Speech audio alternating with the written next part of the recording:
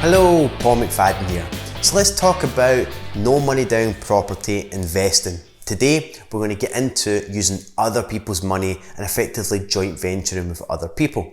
Now, the rest of the days for the rest of this week, we're going to go deeper on this, talking about how to control property through lease options and delay completions. That's effectively no money down strategies. We're going to talk about commercial funding and development finance and how you can use lenders to fund your deals. We're going to talk all different things over the rest of the week that's going to help you understand and see that you can buy property using none of your own money. It's going to blow your mind. Again, for me in the early days, this is how I had to get started. I didn't have money to buy my first property. I had to leverage other ways and other means to be able to continue getting started and investing in property. And there should be nothing that holds you back. And if you break this right down to the topic of today, and that is joint venturing and using other people's money, think about it. You know, people put a lot of emphasis on the money and they talk about the person that's got the money and we almost put them on a pedestal because they have money. But there's so much money out there. Like there's so much money, it's frightening.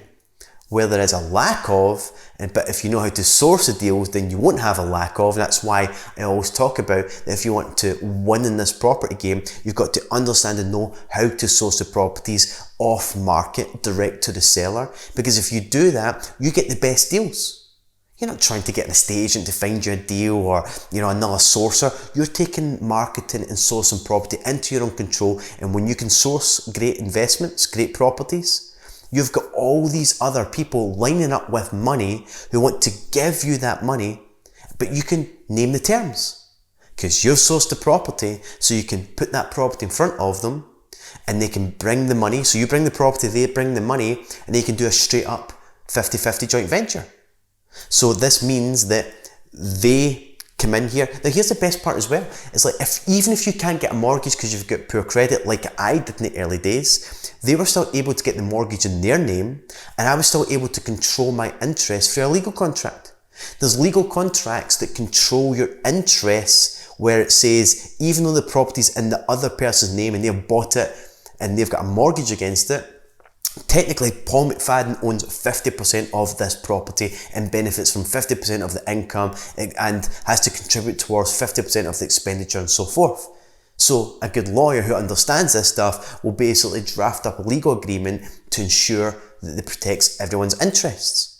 So for me, most of my property, I'm talking about 95% of the properties that I own through legal contracts, not having my name against the mortgage. This is just what I did in the early days when I was rapidly growing and building my property portfolio.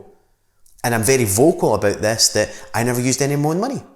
I would effectively get a joint venture partner who would put money into the deal and I would buy right, would add value, refinance, and once we refinance, we pull the money back out, they get their deposit funds back, we've got no money at risk just now, but we both benefit from 50% ownership of the property and 50% of the income.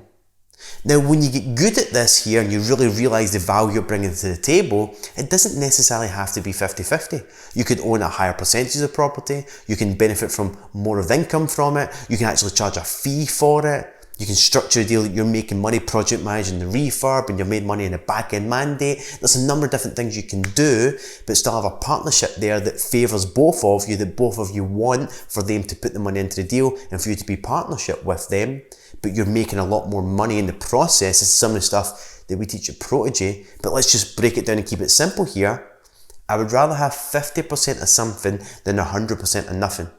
So if you're like me in the early days having no money to get started in property, sure, you can start with property deal trading. Great strategy. There's strategies on how you can control property. We'll get into that over the next few days. Or be open to joint venture and make sure you're joint venturing with the right people, not just because someone's got money. Make sure you can work with that person because you're about to own a property together and ensure you protect your interests through a legal contract, normally called a deed of trust, or if you're in England, it's called a beneficiary, a declaration of beneficiary, which basically gives you ownership of the property as per your agreement, and the lawyers will draft that up for you. So it's a great way to basically start building your portfolio using other people's money. There's so many people that have got money who want to invest, who can't find the deals. And if you can find the deals, secure them, and put them out there, you're going to have people lining up wanting to joint venture with you. My recommendation is find 2 or 3 good people that you can work with, you resonate with, you connect with, who've got funds, they've got a longer vision in their mind, and you get on with, and maybe sit down and plan your joint venture relationship going forward.